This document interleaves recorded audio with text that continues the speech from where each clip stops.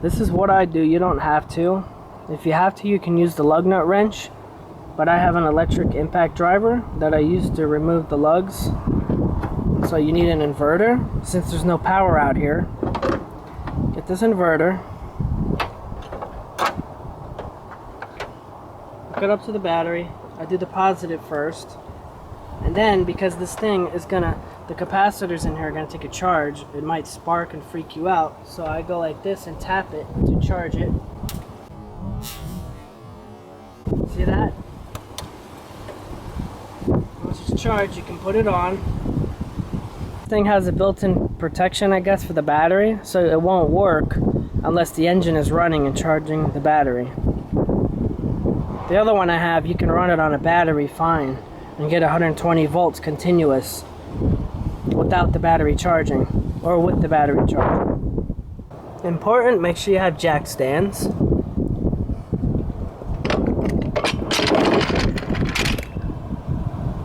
Before you start to remove the wheel, you're going to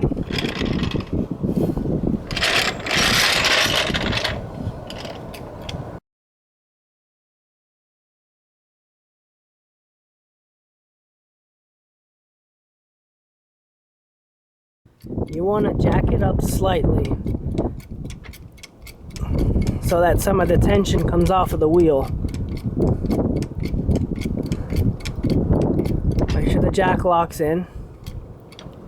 I'm going to show you the impact driver tool, but I'm going to also show you, in case you have just this wrench, how to get it off. First you got to pop the cover off.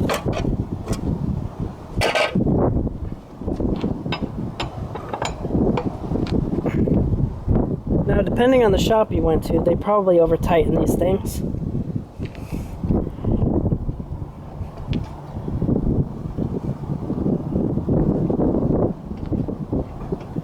They're on there pretty good. If you have to, you can actually climb up and step on this and use your body weight to try to push it down.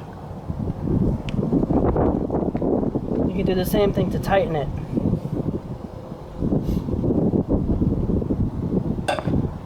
See that? Then you can put the wrench on the other side. And you can put the wrench on the other side like that. Step on it and press down to tighten it. And get it pretty tight.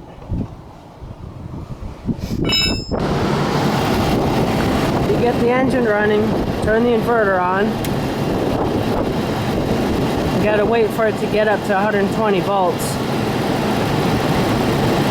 This thing stays around 122 volts. Plug in your extension cord.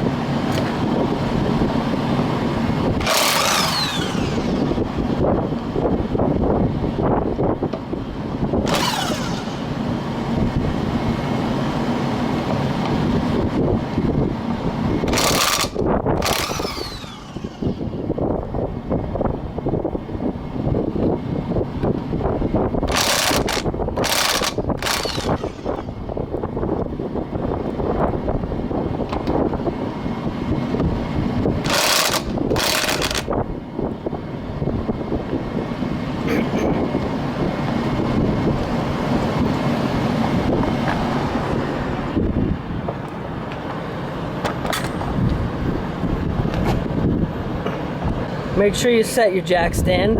Almost forgot.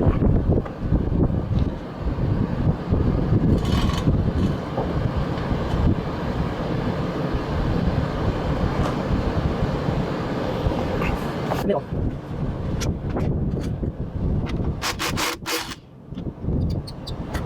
Give it tight.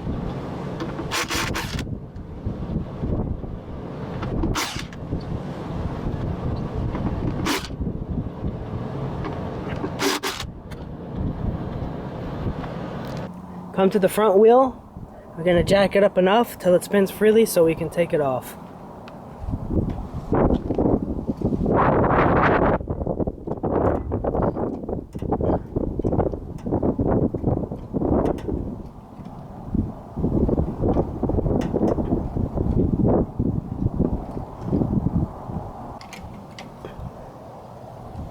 Jack it up a little higher than you have to, so you can set the jack stand.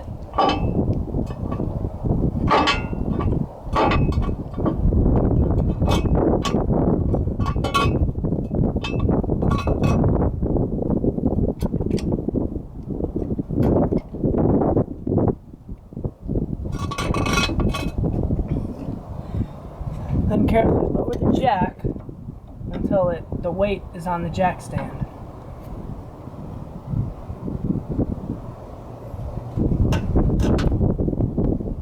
Do it slowly because the jack stand, as you can see, it moved a little bit. Now we got the center supported.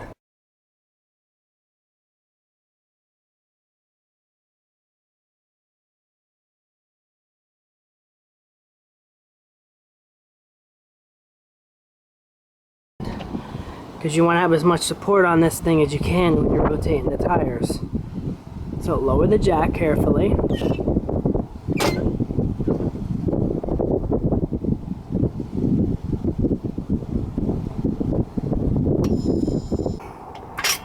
It's nice though because that jack cup actually seals around there and locks it in. Jack it up just enough to the wheel to spin. Remove the rear tire, and while you're in there, check the brakes out. This has a drum brake, so I'm going to open up the drum and take a look and clean it out.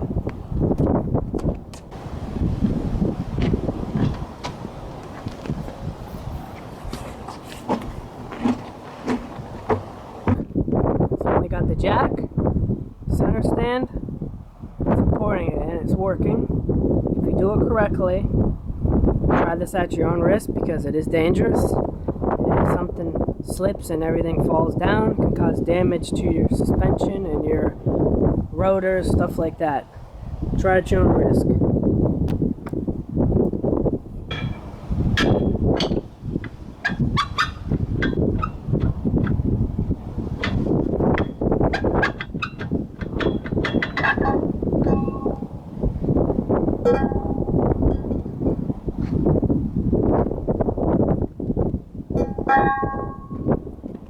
Get your brake cleaner and spray it out.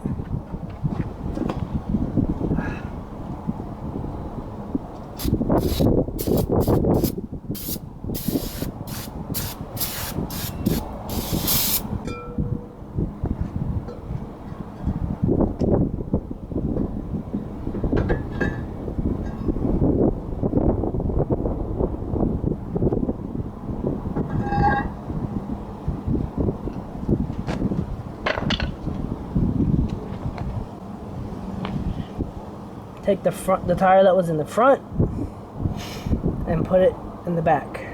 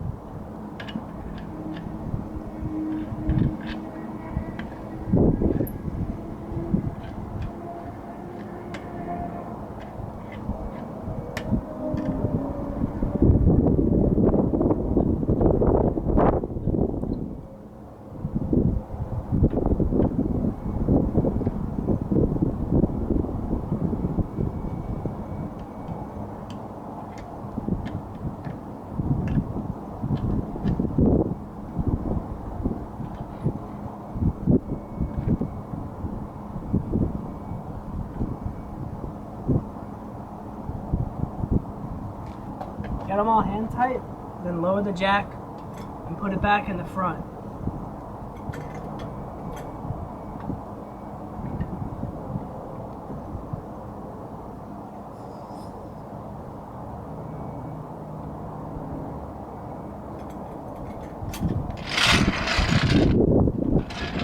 Take the tire that was in the back and put it on the front.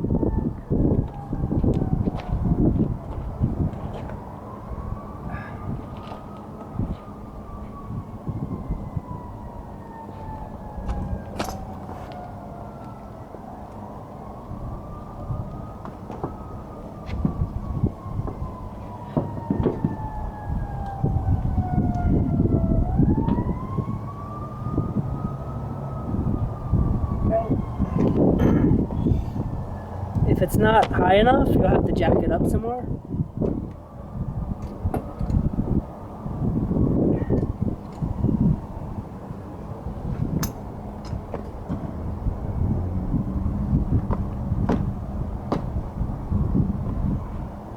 One more.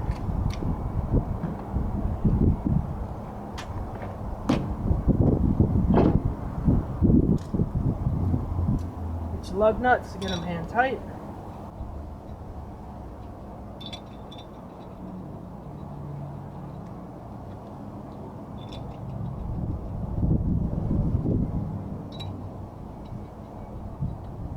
If you have to, use this lug nut wrench. Go around and tighten up each one, little by little.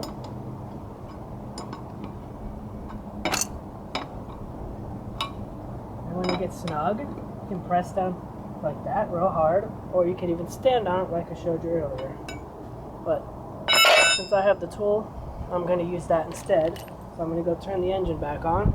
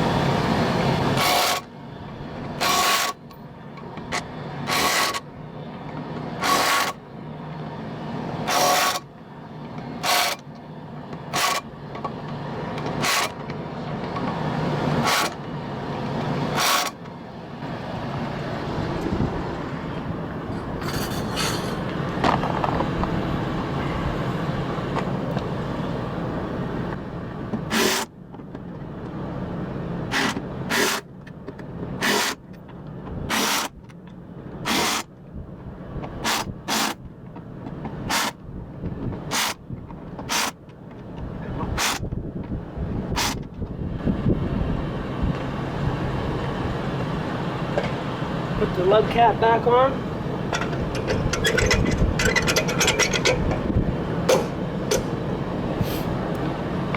That's it, you're done. That's how you can rotate the wheels on your car or truck at home without taking it to a shop. Thanks for watching. Don't forget to subscribe, click the notification bell, and if you have any suggestions for future videos, leave a comment.